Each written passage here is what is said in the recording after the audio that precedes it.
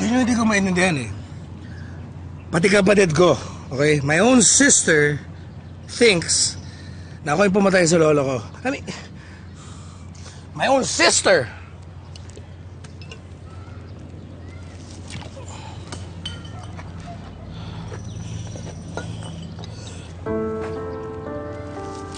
You... Meron ka pa ba nung dinner mo nung last time? I gusto ko yun. I like the one that you brought the last time. Jared, wala akong dala. Sige na, mag-relax lang naman ako eh. Jared, sinabi ko naman, wala akong dala. Ano ba? I'm asking for help. Tinan mo ako. I'm in need. Kailangan ko... Hey. Ano nangyari sa'yo? Relax. Jared, wala nga. Ano ba? Found it! Jared, akin na nga yan. Oy! Akin na. Kasing ka na eh. Ano problema mo ha? Ayos. Dati naman, binibigyan mo ako nito ha. Pero ngayon, Jared, nakakatakot ka na eh. Ha? I mean, masyado ka na nakainom. Baka kung ano mag-effect sa'yo.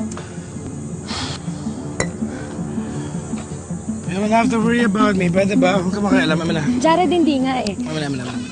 Ang kulit naman, Jared. Ako pa yung nagawin mo ulit. Just...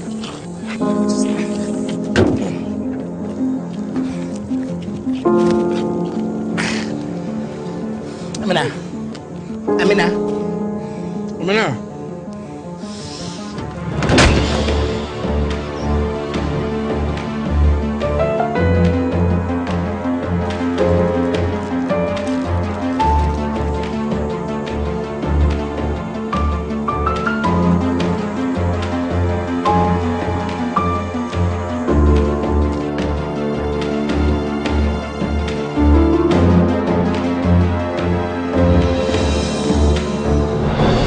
Buti na lang dumating ka agad, Ivan.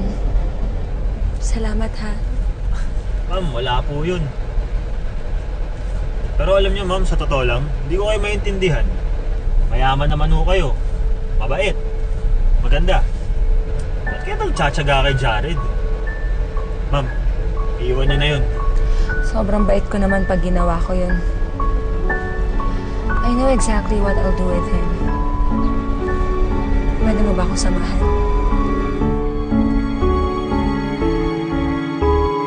Aking tulong po ang binigyan niyo sa aming statement para sa kaso ni Vergara. Pag-aaralan po namin ito mabuti. Excuse me po. Maraming salamat ho, Chief. Thank you. Ma'am, maraming salamat po sa inyo dahil sa ginawa niyo, tumaas yung chance ang makalabas ng kulungan si Luisa. Ma'am, tatanawin ko po itong isang malaking utang na loob. Ivan, you don't have to. Nakapagbayad ka na, tinulungan mo ako kanina. Salamat talaga, ma'am.